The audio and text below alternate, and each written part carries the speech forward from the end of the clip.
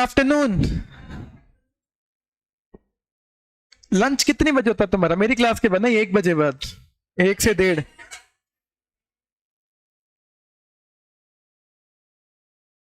1 से 1:20, 1:20 से और 1:20 से कौन कर रहा है तुम्हारे साथ अत्याचार ऐसा? तुम होने भी दे रहे हो कि तुमको तो 1:20 तक खींच देते तुमको।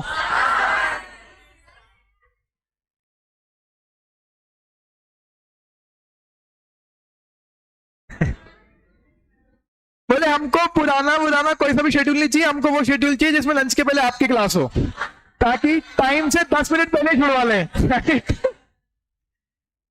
और उसके बाद भी उनकी क्लास है लंच के बाद, तो वापस जल्दी आ जाते होंगे। श्रेयांश सर नहीं हो गए, मोदी जी हो गए, ना खाऊंगा ना खाने दूंगा।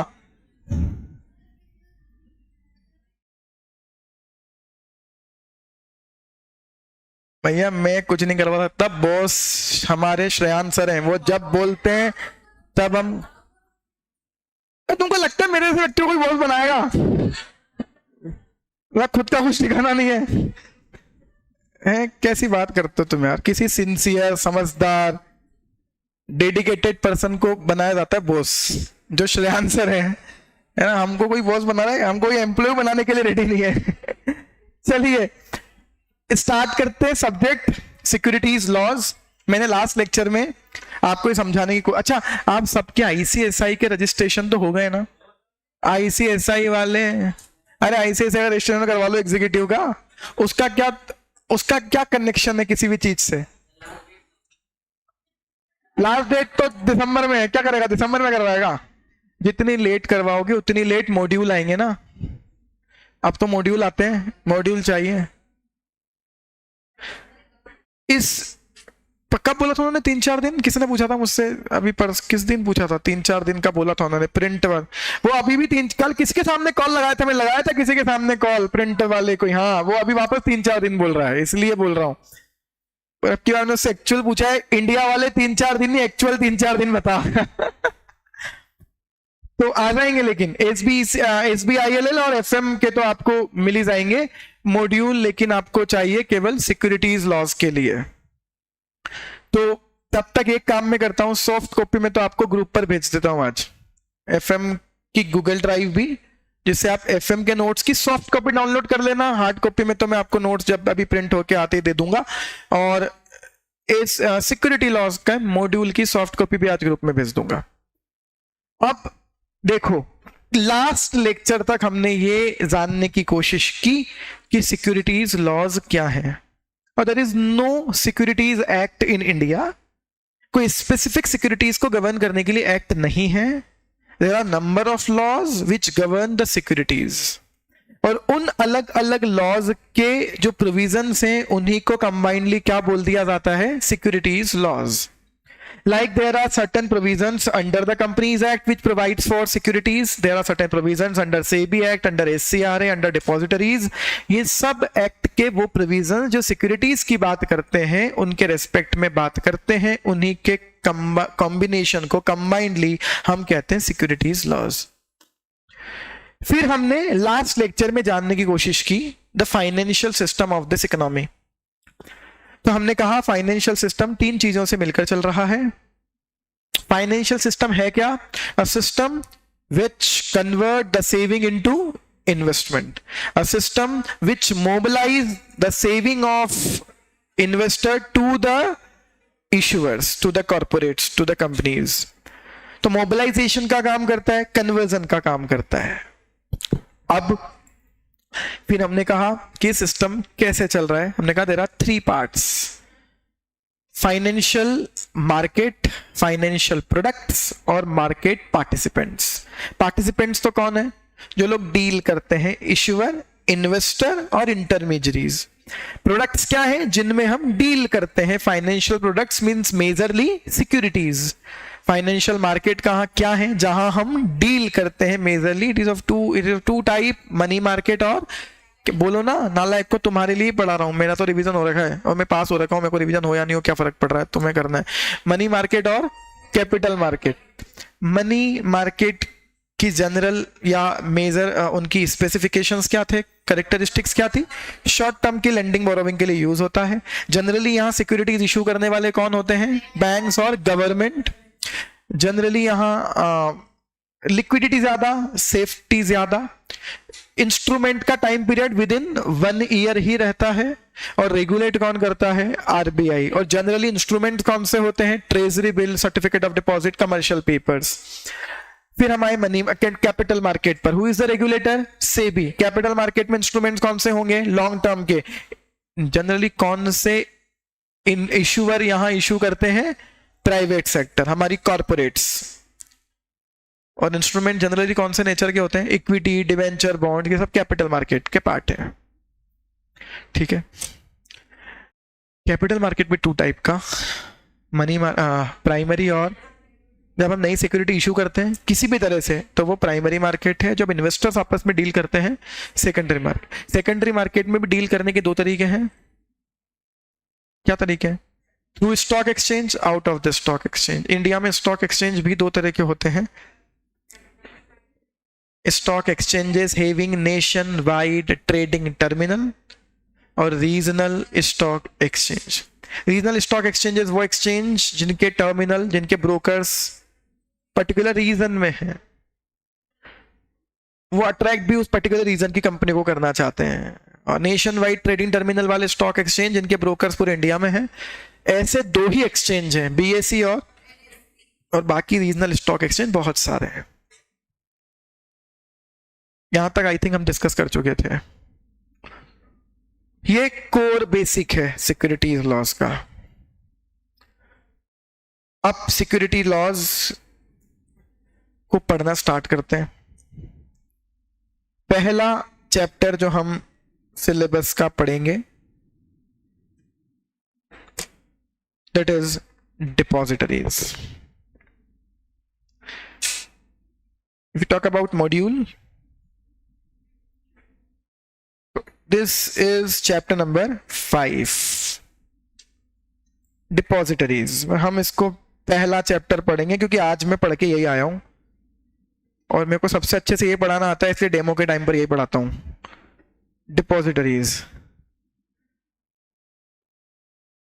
शुरुआत में 2-3 चैप्टर्स ऐसे पढ़ेंगे जिनसे हमें ना मार्केट के बारे में चीजें जानने को, सीखने को मिले, बेसिक्स पर कमांड बने।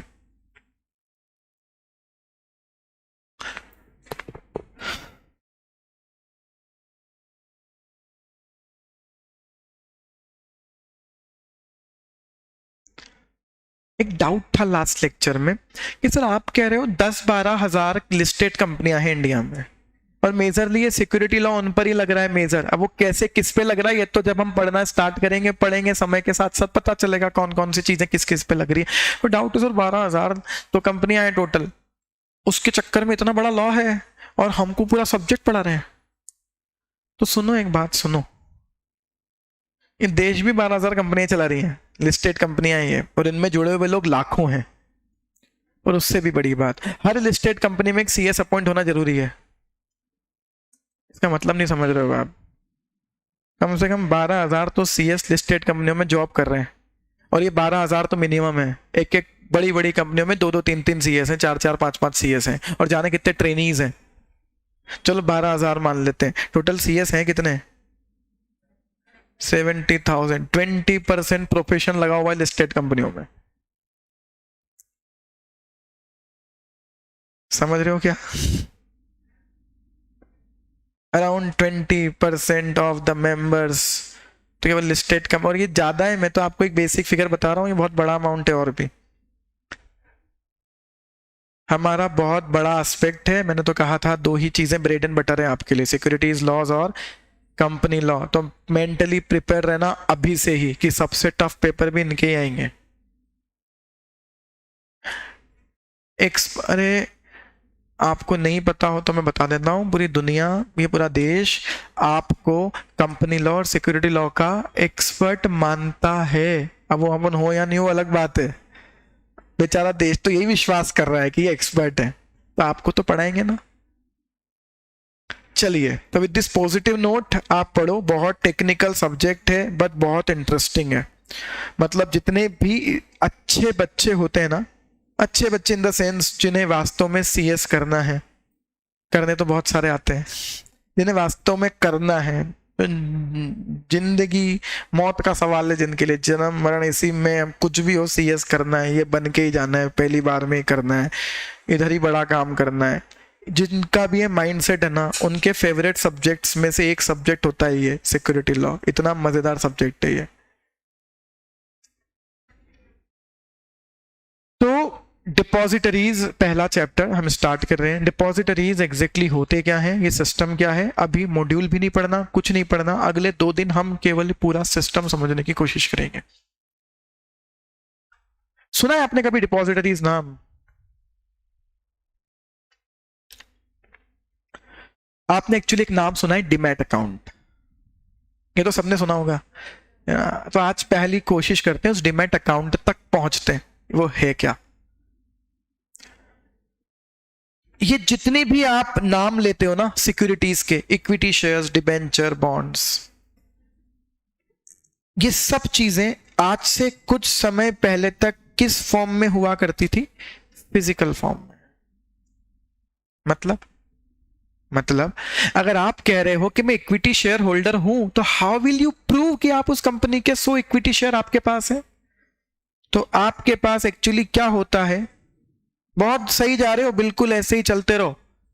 अरे कोई सा भी लॉ का नाम दे दें, कुछ भी लिख दें, पवंडर बना दें, कुछ भी बना दे, बनाए तो किसी व्यक्ति ने, है ना, बस दिमाग खुला रखना, सब समझ में आएगा।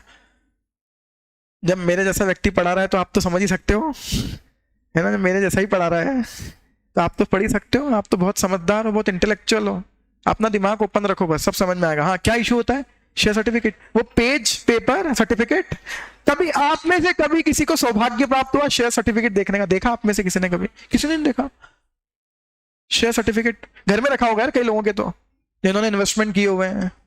अच्छा, वो एक्चुअली किए तो तुम्हारे घर वालों ने बता नहीं रखा तुमको कि आग लगा देंगे ये पैसों के, इसलिए बताना ही नहीं है इनको। तो शेयर सर्टिफिकेट एक वही, अरे A4 साइज का एक पेज है, शेयर सर्टिफिकेट है, पेज जैसा पेज है, बस सर्टिफिकेट है। क्या लिखा उस पे? उस पे लिखा हुआ है कि ये कंपनी का नाम है, ये इतने नंबर ऑफ शेयर्स हैं, ये शेयर होल्डर का नाम लिखा हुआ है, किसके नाम पर इतने शेयर हैं, तो वो ही प्रूफ है कि आप कौन हो, शेयर होल्डर। अब आप डिबेंचर होल्डर, उसका क्या प्रूफ है? डिबेंचर सर्टिफिकेट है, प्रेफरेंस शेयर का सर्टिफिकेट है। ये सब चीजें किस फॉर्म में हुआ करती हैं? हुआ करती थी फिजिकल फॉर्म में। तो आप सिक्योरिटी होल्डर हो या नहीं हो, सर्टिफिकेट बताएगा। सर्टिफिकेट इशू होते थे। अच्छा, आपने तो सुना भी है इशू ऑफ शेयर्स में भी आप तो लास्ट में यही बोलते हो कि शेयर सर्टिफिकेट इशू कर देंगे। अरे ये तो सुना है सबने, तो सर्टिफिकेट होते हैं ना कुछ। अभी शेयन सर भी पढ़ाएंगे कि शेयर ट्रांसफर करने हैं तो ट्रांसफर डीड पर साइन करके कंपनी के रजिस्ट्रार में शेयर की डीड भेजनी पड़ेगी, सर्टिफिकेट भेजना पड़ेगा, फिर वो नए व्यक्ति के नाम पे सर्टिफिकेट आएगा। शेयर ट्रांसफर भी तो होते होंगे, तो शेयन सर पढ़ाएंगे ट्रांसफर की प्रोसेस क्या होती है। तो ये सब कौन से फॉर्म में? फिजिकल फॉर्म में।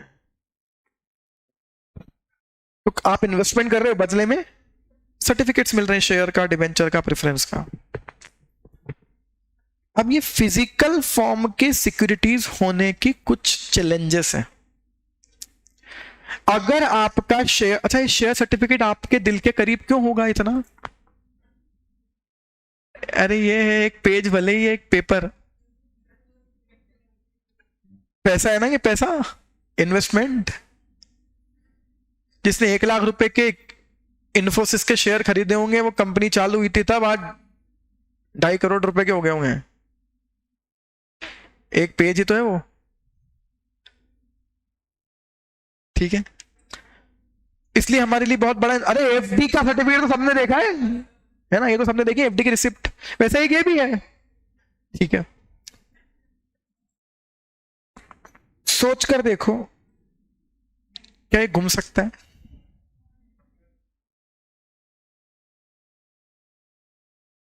चोरी हो सकता है,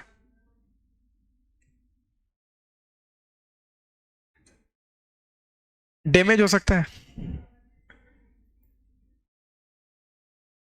कई लोगों के साथ तो क्या होता था कि दिवाली की सफाई कर रहे हैं तो वो तिजोरी में से निकले सर्टिफिकेट्स। बच्चे खेल रहे थे पास में घर के, बच्चों के हाथ में आ गया, खेलते खेलते बाल ले गया, एरोप्लेन बनाऊंगा, गाय खा गई, गाय के मुंह में से छीना तो भारत का नक्शा बन के बाहर आया, खत्म हो गया ना पिक्चर, खत्म। डैमेज हो सकता है। अरे खूब खेल होते थे शेयर सर्टिफिकेट में, खूब गुम गए, बच्चे के हाथ में आ गया, एरोप्लेन बना दिया उसने, नाव बना के चला दी पानी में 5 लाख की, कुछ भी हो सकता है। तो शेयर सर्टिफिकेट है ना, तो लॉस, इट में गेट लॉस्ट, गुम सकता है, चोरी हो सकता है, डैमेज हो सकता है। अच्छा फिर आप जाओ, आप डुप्लीकेट बनवाने, बहुत नाटक है। ठीक है, ये पहली प्रॉब्लम। दूसरी प्रॉब्लम, आप सोच कर देखो, आपको ये शेयर सर्टिफिकेट किसी को करना हो ट्रांसफर, चलो मतलब बताओ इसका क्या हो रहा है। आपने अपने फ्रेंड को शेयर बेचे, ब्रोकर वो हटा दो भी साइड में, चलो ठीक है, आपने अपने फ्रेंड को ही शेयर बेचे। अब इस पे तो नाम आपका लिखा हुआ है, आपका फ्रेंड क्या चाहेगा कि ये ले पैसे, पर शेयर सर्टिफिकेट मेरे नाम का चाहिए, तो क्या आप ही लिख दोगे आपका नाम काट के उसका नाम? नहीं, वो कंपनी में रजिस्टर मेंटेन है। तो चलो आपको फिजिकल शेयर ट्रांसफर करने की प्रोसेस भी बता देता हूं साथ ही साथ, कंपनी लॉ में तो शायद सर बाद में पढ़ाएंगे, आप ऐसे समझ लो शेयर ट्रांसफर होते कैसे हैं, फिजिकल शेयर सर्टिफिकेट ट्रांसफर कैसे होते हैं। तो क्या होगा, क्योंकि शेयर ट्रांसफर हो रहे हैं इसलिए 2 व्यक्ति हो गए, ट्रांसफरर और ट्रांसफरी। कौन होता है फरर? जो ट्रांसफर कर रहा है, और जिसको ट्रांसफर कर रहा है ट्रांसफरी। ठीक है, तो ए बी को ट्रांसफर कर रहा है शेयर्स। तो क्या करना होगा, पहले एक पेज पर एक डीड एग्जीक्यूट करनी होगी, शेयर ट्रांसफर डीड, इसका भी एक फॉर्मेट होता है, शेयर ट्रांसफर डीड। क्या करोगे इसमें ट्रांसफरर पहले अपनी डिटेल लिखेगा, फिर ट्रांसफरी की डिटेल लिखेगा। इसका मतलब है कि मैं इस व्यक्ति को शेयर क्या कर रहा हूं, ट्रांसफर। नंबर ऑफ शेयर्स लिखेगा, क्या मतलब कि कितने शेयर्स ट्रांसफर कर रहा हूं, और अमाउंट लिखेगा, इसका क्या मतलब कितने में ट्रांसफर हो रहा है, कितने में मैंने शेयर इसको बेचे, ये सब लिखा जाता है। फिर किसके साइन होंगे इस पेपर पर, ट्रांसफरर के। जिसको ट्रांसफर करना है वही साइन करेगा कि यस मैं इस पे ट्रांसफर कर रहा हूं, ये साइन करेगा। हो गए ट्रांसफर? नहीं, अब इस पेपर पर लगानी होगी क्या, स्टैंप ड्यूटी लगती है शेयर्स के ट्रांसफर पे, जैसे ई मूवेबल प्रॉपर्टी के ट्रांसफर पे स्टैंप ड्यूटी लगती है, इस पे भी लगती है। कितने स्टैंप ड्यूटी लगेगी, समझदार हो गए यार तुम। 2 चीजों पर डिपेंडेंट, एक तो कितने का ट्रांसफर हुआ है, कितने अमाउंट का ट्रांजेक्शन है, और स्टेट कौन सी है। जैसे एमपी में स्टैंप ड्यूटी लगती है ट्रांसफर पर 0.025%, 0.025%, इतनी स्टैंप ड्यूटी लगती है बस। तो वो स्टैंप खरीद के लाओ और इस ट्रांसफर डेट के साथ लगाओ, शेयर ट्रांसफर के स्टैंप आते हैं। फिर क्या करो, प्लस इसमें स्टैंप ड्यूटी भी चुकाओ, प्लस ओरिजिनल शेयर सर्टिफिकेट। तो ट्रांसफर डीट जिसपे लगाई स्टैंप ड्यूटी चिपका दी, वो ticket plus original share certificate, ये सब भेजो। बताओ किसको, कंपनी के रजिस्टर्ड ऑफिस पर। वो क्या करेंगे, वो सारे पेपर्स चेक करेंगे, वेरीफाई करेंगे साइन ट्रांसफरर के ही है ना, जैसे तुम बैंक में चेक लगा के भेजते हो, फर्जी ट्रांसफर तो नहीं हो रहे हैं। और फिर वो क्या करेंगे, अगर सब कुछ सही है तो न्यू शेयर सर्टिफिकेट इशू कर देंगे, किसके नाम पर, ट्रांसफरी के नाम पर। और जो कंपनी ने register of share holder maintain कर रखा होगा ना, उसमें एक का नाम काटकर। ऐसे होते हैं शेयर ट्रांसफर। समझ में आया क्या? और फिर कंपनी नए शेयर सर्टिफिकेट किसको भेजेगी, ट्रांसफरी को, फिर पोस्ट करेगी। ऐसा होता है शेयर ट्रांसफर। और अगर यही प्राइवेट कंपनी हो तो, और यार तो मैंने कितना बढ़िया डाउट पूछ लिया यार, हाँ ये आंसर देख कोई, अगर यही प्राइवेट लिमिटेड कंपनी हो तो, हाँ तो क्या हो गया, है तो है, ट्रांसफर फ्रीली नहीं होते, पहले बोर्ड मीटिंग होके बोर्ड अप्रूव करे, नहीं करे तो वापस ले जाओ तुम्हारे शेयर, नहीं करेंगे ट्रांसफर। ठीक है, याद आया कुछ? ठीक है, ट्रांसफर की प्रोसेस क्लियर है। फिजिकल फॉर्म के शेयर्स। अब मैं आपसे एक डाउट पूछता हूं, आपको क्या लगता है कितने दिन लगेंगे ट्रांसफर होने में? 1-2 दिन? 1-2 दिन? अरे पहले तो तुमने ऊपर वाला नाटक करा, ट्रांसफर फॉर्म भरा, ड्यूटी चिपकाई कर, शेयर सर्टिफिकेट भेजे, एनवलप में पैक किए, कंपनी को पोस्ट किया, वहां पहुंचा, फिर वो तुम्हारे लिए वेट थोड़ी कर रहे हैं। वो जिस दिन उनका समय होगा वो करेंगे, उस दिन फिर वो उसको नए को पोस्ट करेंगे, वो नए के पास जाएंगे, फिर शेयर ट्रांसफरी के पास। कंपनी लॉ में ऐसा प्रोविजन लिखा हुआ था किसी जमाने में कि अगर कंपनी 3 महीने से ज्यादा लगा दे और शेयर ट्रांसफर ना करे तो तुम कंपनी लॉ बोर्ड में अपील कर देना। मतलब कंपनी लॉ क्या मान रहा है कि 3 महीने तो लग सकते हैं। हाँ, यही प्रोसेस है। आप देखो ना कितनी टाइम कंज्यूमिंग प्रोसेस है। तो सेकंड प्रॉब्लम क्या है? Transfer is time consuming. बहुत बड़ी प्रॉब्लम है ये, बहुत टाइम लगता है। तो आप भले ही चिल्ला चोट कर रहे हो कि शेयर्स आर फ्रीली ट्रांसफरेबल, पर कहीं ना कहीं ये फ्रीली ट्रांसफरेबल पर रिस्ट्रिक्शन है, इतने महीने लग रहे हैं ट्रांसफर होने में।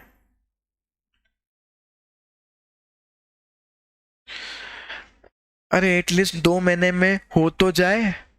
पता पड़ा 2 महीने बाद आपने कंपनी को मेल किया, फोन किया कि वो शेयर ट्रांसफर क्यों नहीं हुए अब तक। बोले कौन से शेयर? बोले वो भेजे थे ना। बोले हमको तो नहीं मिला। पॉसिबल है क्या? पोस्ट ही ना पहुंचे। सो कम्युनिकेशन गैप हो सकता है, और पता पड़ा पोस्ट किया और पोस्ट नहीं मिला। ऐसा भी खूब होता है इंडिया में। ठीक है, तो प्रॉब्लम्स रिलेटेड टू पोस्ट ये भी होंगी। Next problem,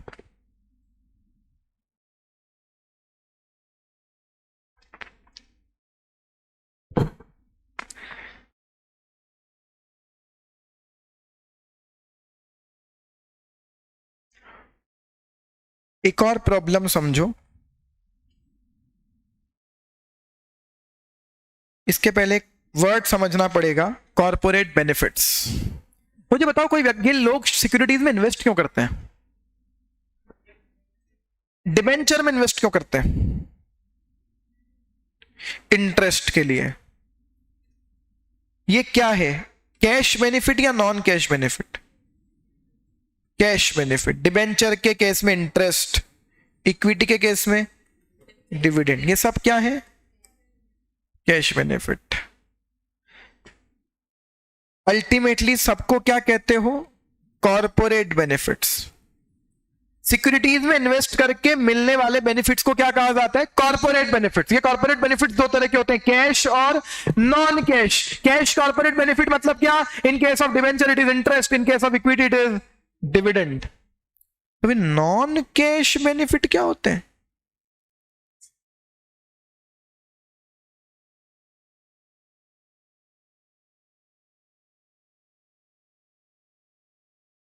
right shares, bonus shares, ये भी तो मिलते हैं आपको इन्वेस्टमेंट करने की वजह से। इन सबको क्या कहा जाता है? Non cash corporate benefits. तो corporate benefits are the benefits which you get by investing into securities. When you get debenture or dividend out of the investment, it is called cash benefit. When you get certain right out of the investment, we call it non-cash corporate benefits, like right shares, bonus shares. तो आपने क्या लिखा है? Non cash corporate benefits में भी क्या होगी? Problem. कैसे प्रॉब्लम होगी? सुनो, कंपनी के पास इसके घर का एड्रेस है क्या? शेयर होल्डर के घर का एड्रेस? हाँ, उसने दिया होगा जब शेयर खरीदे होंगे तब। अब डिविडेंड और इंटरेस्ट में तो कोई प्रॉब्लम नहीं आएगी, डायरेक्टली बैंक अकाउंट में जाएगा। बैंक अकाउंट का नंबर तो कंपनी को पता है, तो फिर एड्रेस भी तो पता है। चेंज कर लिया ना इसने, क्या एड्रेस। अब कंपनी को तो वो एड्रेस पता है 5 साल पुराना, जब इसने शेयर खरीदे थे। राइट इश्यू आज आया, बोनस आज आया, इसके घर पे 100 शेयर सर्टिफिकेट भेजे फ्री में जो इश्यू हुए बोनस शेयर्स, किसी को नहीं मिल रहे, इसके पुराने एड्रेस पे चले गए। यही होगा। नॉन कैश कॉर्पोरेट बेनिफिट्स के डिस्पैच में बहुत टाइम कंज्यूम होता था। ये भी ठीक है, क्लियर ये भी।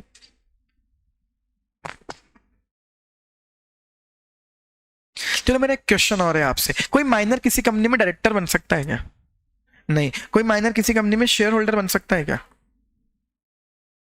अब सोचो, अगर माइनर ने शेयर खरीद लिए और उसको शेयर क्या करने हैं, ट्रांसफर, बताओ कैसे करे? क्यों? अरे क्यों नहीं करे? शेयर ट्रांसफर डीड पे साइन कर दे। यही तो प्रॉब्लम है, ये कर नहीं सकता ना साइन। तो फिर इसने अगर शेयर खरीद लिए तो इसके बिहाफ पर नॉमिनी, इसके जो गार्जियंस होंगे, उनको कोर्ट वोट के चक्कर काट के और उसके थ्रू शेयर ट्रांसफर करवाने पड़ेंगे। तो माइनर के बिहाफ पर शेयर ट्रांसफर करवाने में भी बहुत प्रॉब्लम्स होती थी। ठीक है, ये सारी समस्याएं क्यों हो रही हैं पता है? क्योंकि ये जो सिक्योरिटी है, ये जो शेयर है, डिबेंचर है, बॉन्ड्स हैं, प्रेफरेंस है, ये फिजिकल फॉर्म में है, इसलिए सारी प्रॉब्लम्स हो रही हैं। सॉल्यूशन क्या? फिजिकल सर्टिफिकेट को कर दो खत्म, और इस फिजिकल सर्टिफिकेट को कन्वर्ट कर दो इलेक्ट्रॉनिक फॉर्म में। ये सारी प्रॉब्लम से खत्म हो जाएंगी। सोच कर देखो, पैसा जब बैंकों में फिजिकल डील होता था, मतलब आज भी तो होता है, अब कहां होता है? तुम्हारे अकाउंट में 10 लाख रुपए पड़े, कहां जाकर देखा? बैंक की पासबुक में? नहीं, नेट बैंकिंग ऑन करके। पहले पैसे ट्रांसफर करवाने होते थे, बैंक में जाओ, ब्रांच में जाओ, धक्के खाओ, चेक भरो, चेक के साइन मैच नहीं हुए, अब भाड़ में गया चेक और चेक के साइन। नेट बैंकिंग ऑन करो, एनईएफटी पे क्लिक करो, अमाउंट ट्रांसफर करो, अभी पैसे उधर उसके अकाउंट में गए, हो गया। ये हुआ है ना, बैंकिंग इलेक्ट्रॉनिक हो गई।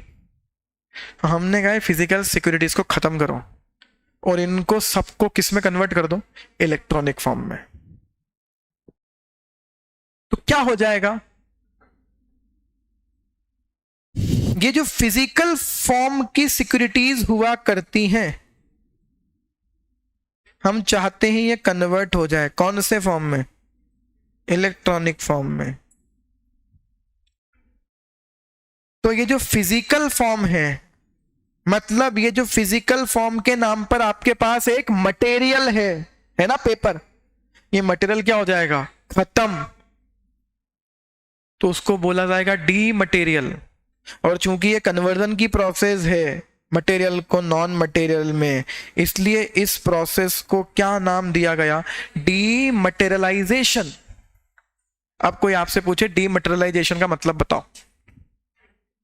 Conversion of physical form security into electronic form is called dematerialization। और इस डीमटेरियलाइजेशन की शॉर्ट फॉर्म को ही कहा जाता है डीमैट। ठीक, ये है डीमैट, और demat is a short form, the actual word is dematerialisation. What we want? We want to deal in the securities in electronic form to overcome with the problems of physical form। physical form की problems को खत्म करने के लिए हम electronic form में shift होना चाहते हैं। कई लोगों को लगता है वाह यार क्या बढ़िया बात है, देश आगे बढ़ गया, तरक्की हो गई। आज की बात नहीं है ये हम मॉडल ले आए थे 1996 में। डिपॉजिटरीज एक्ट 1996 है, तब कर दिया था हमने ये। आज तक भी चलता है, हाँ बहुत कुछ है, अभी सब चैप्टर में धीरे धीरे चीजें खुलेंगी। तो dematerialisation is the conversion of physical form security into electronic form, और उसी के शॉर्ट फॉर्म को कहते हैं डिमैट। अब ये इलेक्ट्रॉनिक फॉर्म करते रहो, कौन रखेगा इलेक्ट्रॉनिक फॉर्म में सिक्योरिटीज? आप रखोगे? डीमटेरियलाइजेशन का काम कौन करते हैं? आपके डिमैट अकाउंट कौन होल्ड करेगा, उसके लिए देश में इस्टेब्लिश करवाए गए कुछ इंस्टीट्यूशंस जिन्हें क्या बोला जाता है, depositories. So who hold the securities in electronic form, depositories. नाम है उनका वही, डिपॉजिटरीज, जिनके पास जाकर अपने शेयर्स डिपॉजिट कर दो, वो इलेक्ट्रॉनिक फॉर्म में डील कर लेंगे, डिपॉजिटरीज।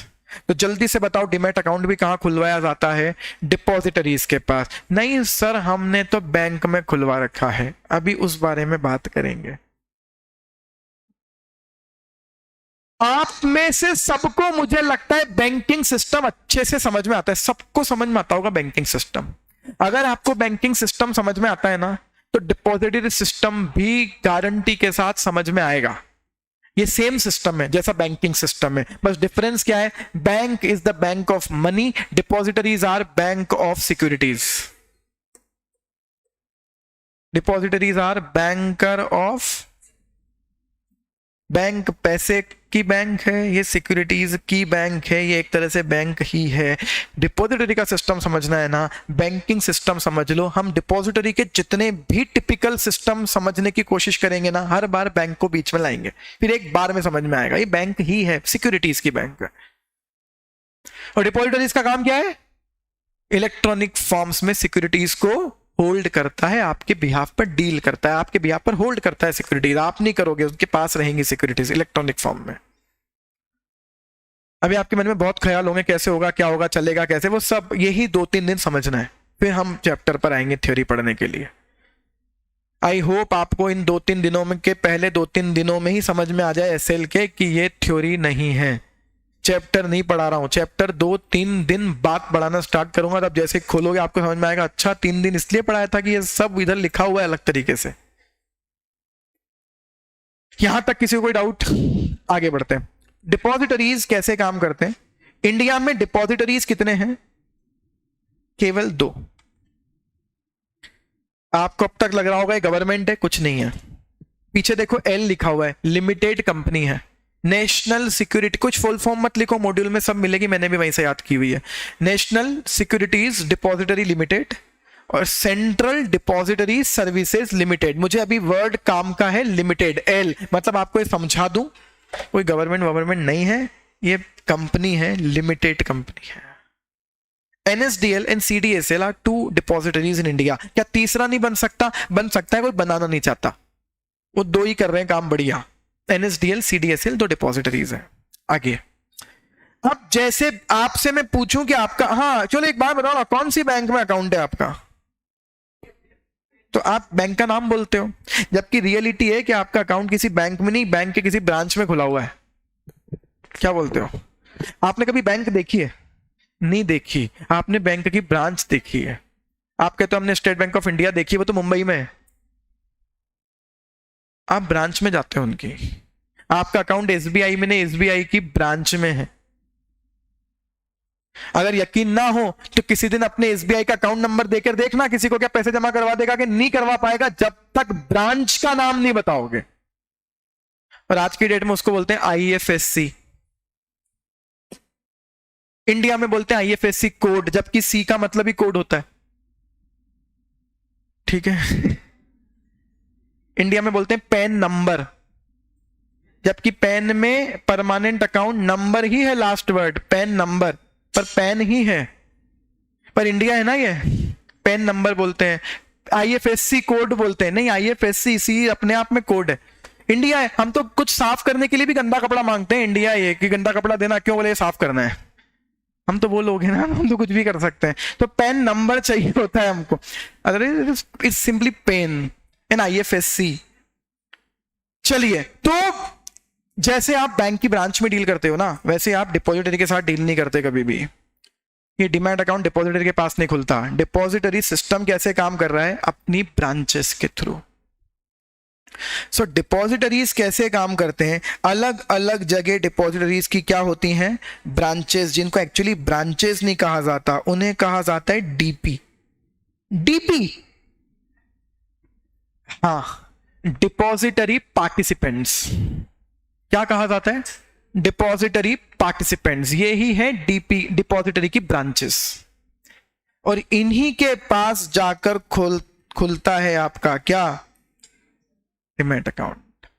नहीं सर, हमने तो बैंक में खुलवा रखा है। इसका मतलब है कि आपकी बैंक की वो ब्रांच किसी डिपॉजिटरी की क्या बनी हुई है, डीपी।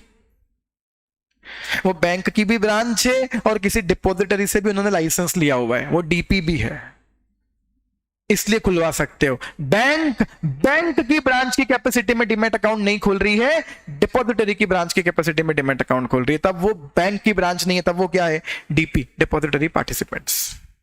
इनके पास खुलता है डीमैट अकाउंट। तो आपने जो भी डीमैट अकाउंट जहां भी खुलवा रखा है वो डीपी है।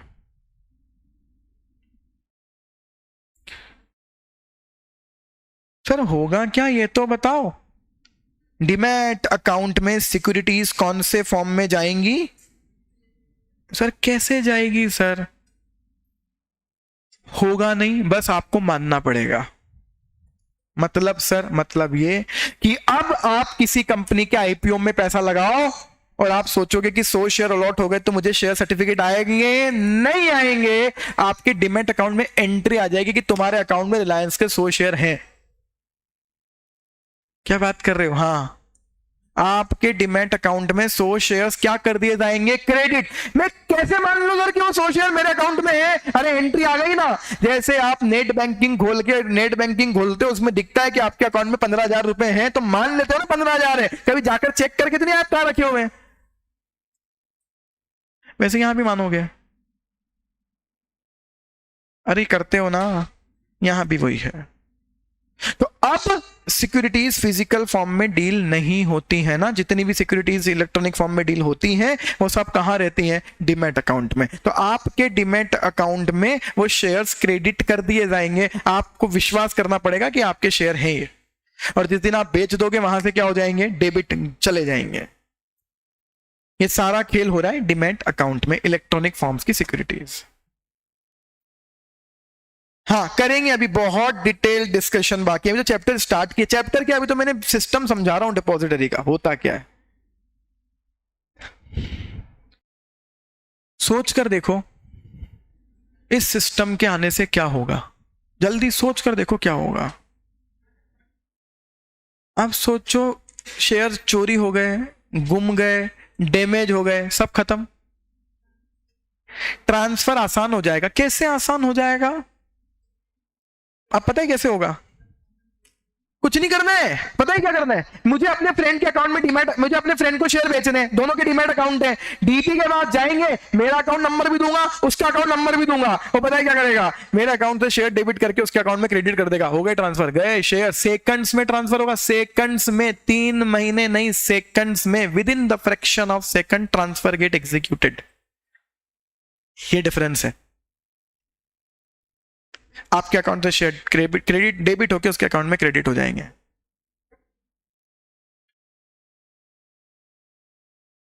वो तीसरा पॉइंट जो आपने पढ़ाया था कि राइट इशू, बोनस इशू पहले बहुत लेट मिलते थे, मिलते ही नहीं थे, एड्रेस चेंज करने वाली प्रॉब्लम्स आती थी। अब कुछ नहीं आएंगी, तुम्हारे एड्रेस की कोई जरूरत नहीं है आपके कंपनी को। आपके डीमैट अकाउंट में 100 शेयर हैं, आपको 10 शेयर बोनस की और देने, आपके घर पे थोड़ी भेजेंगे, आपके डीमैट अकाउंट में 10 शेयर क्रेडिट कर देंगे, हो गए बोनस। सोच पा रहे हो क्या? 2 टॉपिक पढ़ा रहा हूं एक्चुअली आज पहली बार में, फिजिकल फॉर्म के प्रॉब्लम्स और इलेक्ट्रॉनिक फॉर्म के एडवांटेज। दो की एक ही बात है, इसकी प्रॉब्लम्स उसके एडवांटेज है। और यही हमारा पहला टॉपिक है कि प्रॉब्लम्स क्या थी और इस फॉर्म के एडवांटेज क्या है। तो जो हाँ उसकी प्रॉब्लम्स है ना, वही इधर एडवांटेज है। माइनर को शेयर ट्रांसफर करना हो आज की डेट में, कोई डीड वीड तो साइन करनी नहीं, कुछ नहीं करना है, इसके अकाउंट से शेयर उसके अकाउंट में ट्रांसफर कर देंगे। माइनर के केस में ट्रांसफर की प्रॉब्लम भी खत्म। तो माइनर का डीमैट अकाउंट खुल सकता है क्या? डीमैट अकाउंट खोलने के लिए मेनली पता है क्या चाहिए? Pan card. माइनर का पैन कार्ड हो सकता है क्या? ये बात हो चुकी है हमारे बीच में। तो माइनर का पैन कार्ड भी हो सकता है, माइनर का डीमैट अकाउंट भी खुल सकता है, और माइनर शेयर्स में ट्रेडिंग भी कर सकते हैं। ठीक है, सब पॉसिबल है। तो अब माइनर के बिहाफ पर शेयर ट्रांसफर करने में भी कोई प्रॉब्लम्स नहीं आती हैं। ये पूरा सिस्टम बदल दिया हमने केवल एक चीज करके, फिजिकल को कन्वर्ट कर दो किसमें, इलेक्ट्रॉनिक फॉर्म में। हाँ, कुछ डाउट्स होंगे, डाउट है ना, पीछे पूछना, डाउट नहीं किसी को कुछ भी। एक्चुअली लोग तो ये सोच रहे हैं 3:23 हो गए, यही डाउट है बस कि इतना कितना पढ़ के आए हो आज।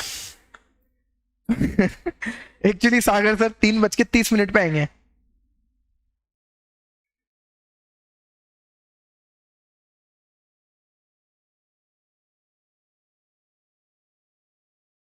हम्म, एक छोटा सा डिस्कशन कर लेते हैं काम का। अभी एक ही टॉपिक पढ़ा है मैंने कि प्रॉब्लम्स क्या, एडवांटेज क्या। ये काम का टॉपिक पढ़ते हैं कि एग्जैक्टली ये प्रोसेस होती कैसे होगी कि मेरे पास फिजिकल शेयर्स हैं और आप इलेक्ट्रॉनिक में ट्रांसफर कर दोगे। ये बहुत आसान प्रोसेस नहीं है, ये बहुत बड़ा प्रोसीजरल एस्पेक्ट है सब। कल से मैं भी चल जाऊं किसी डिपॉजिटरी के पास कि ले मेरे ये शेयर्स फिजिकल फॉर्म के हैं, इसको इलेक्ट्रॉनिक में कन्वर्ट कर दे, तो वो भगा देगा। क्यों मैं गया इसलिए नहीं, उस कंपनी के शेयर्स में वो डील नहीं करता।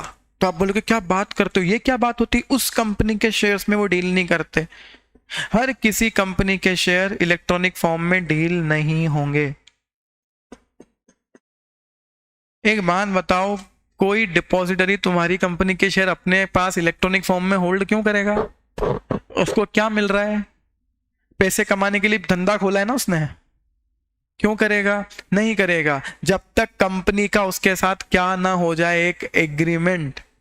कंपनी को उसको हर साल सर्विस चार्जेस देने पड़ेंगे। सर कितनी चीजों का खर्चा है, अभी तुमको पता ही नहीं खर्चा कहां होता है। अभी पूरा एग्जीक्यूटिव तो पढ़ो। कंपनी चलाना, स्पेशली लिस्टेड कंपनी चलाना कितना कॉस्टली अफेयर है, आपको पता चलेगा। जिस लिस्टेड कंपनी के सीएस का पैकेज 6 करोड़ रुपए साल का है, उसकी 6 करोड़ की कॉस्ट तो केवल एक सीएस की है ना, इसलिए क्योंकि कंपनी लिस्टेड है। क्या कंप्लायंस की कॉस्ट की बात कर रहे हो आप? बहुत कुछ है। रिलायंस वाला 30,000 करोड़ रुपए से ज्यादा का प्रॉफिट कमाता है एक साल में। रिलायंस इंडस्ट्रीज लिमिटेड का प्रॉफिट है 30,000 करोड़ रुपए से ज्यादा।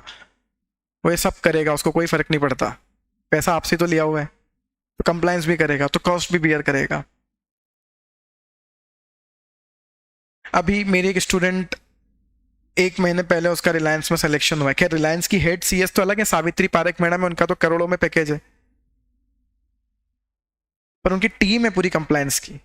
बोला ना, एक लिस्टेड कंपनी में 4-4, 5-5 सीएस होते हैं, तो रिलायंस में क्या 4-5 सीएस होंगे, जाने कितने हैं उसमें, कितने काम है।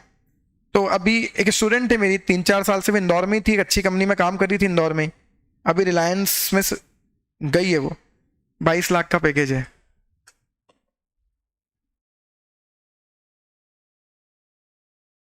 तो इंदौर की थी, एक कॉन्फ्रेंस में सावित्री मैडम आई थी इंदौर, तो उसने बातचीत कर ली बढ़िया। मैडम वैकेंसी वैकेंसी है तो प्लीज बताना, उन्होंने बता दी, उसने रिज्यूम भेजा, इंटरव्यू हुआ, सेलेक्ट हो गई।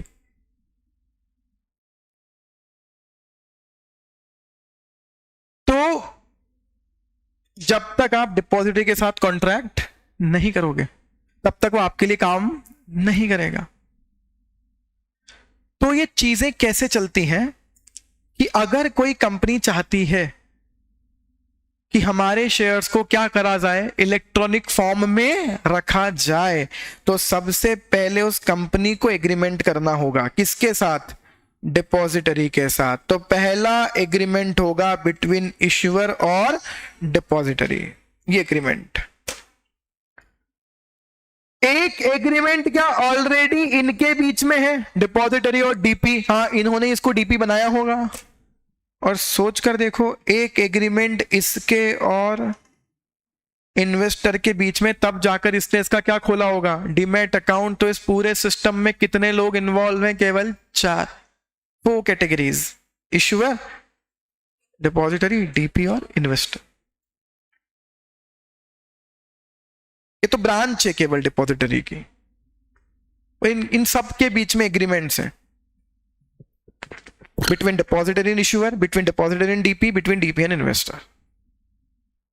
अब हम चले गए, कंपनी ने बोला कि ठीक है भैया हमारा भी एग्रीमेंट कर लो, हमसे भी 1 लाख रुपए साल के ले लो, हमारे भी शेयर्स कौन से फॉर्म में डील करना, इलेक्ट्रॉनिक में। तो अब आपकी कंपनी ने एग्रीमेंट कर लिया, अब आप वापस गए कि सर अब तो कर लो, ये रहे 100 शेयर्स, इलेक्ट्रॉनिक फॉर्म में कन्वर्ट कर दो।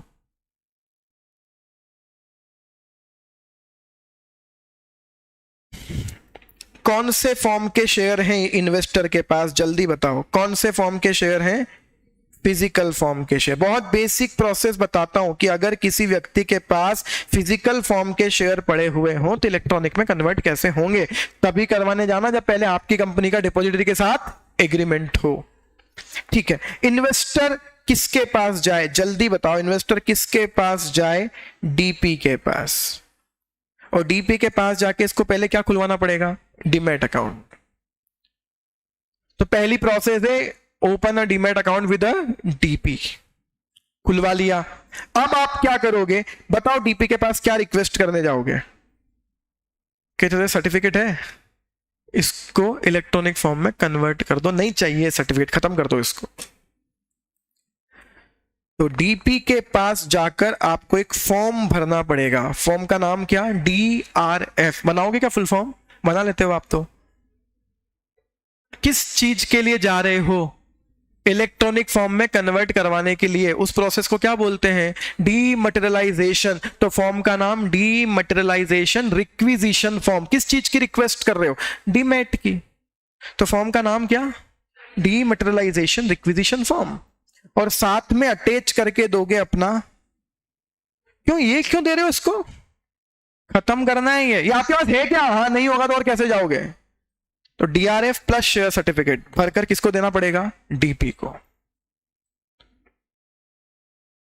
डीपी इंटीमेट करेगा कि सर एक ऐसी रिक्वेस्ट आई है, किसको इंटीमेट करेगा, डिपॉजिटरी को इंटीमेट किया जाएगा, I got such type of request.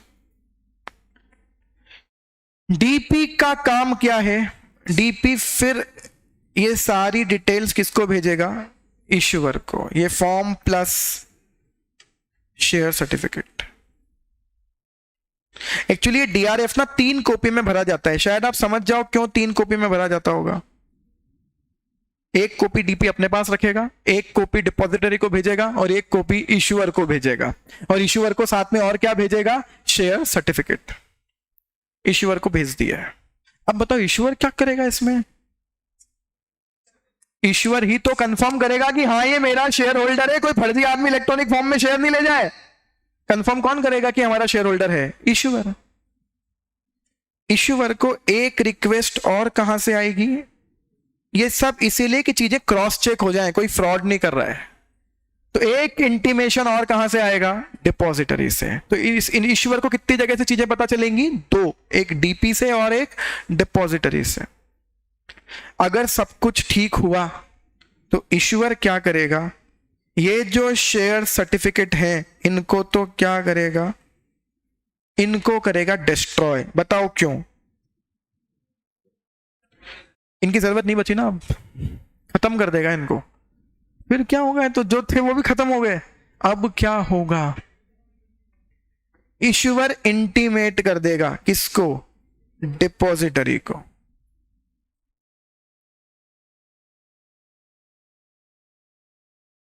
और डिपॉजिटरी क्या करेगा, डीपी को इंस्ट्रक्ट करेगा कि इसका जो डीमैट अकाउंट है उसमें शेयर्स क्या कर दो, क्रेडिट। शेयर सर्टिफिकेट खत्म, अकाउंट में आ गई एंट्री। यही प्रूफ है कि अब आप शेयर होल्डर हो। Depository will get the demat account credit with the DP. DP के पास जो डीमैट अकाउंट है उसमें शेयर्स क्रेडिट करवा देगा। इस तरह से होता है डीमटेरियलाइजेशन। जितने भी लोग हाथ बांध के बैठे हैं, एग्जाम में 5 नंबर का क्वेश्चन आएगा ये, write down the process of dematerialisation. आपको लग रहा होगा मैं टाइम पास कर रहा हूँ, हालांकि मेरी इमेज ऐसी ही है, मैं भी क्या करूं, बट मैं नहीं कर रहा था।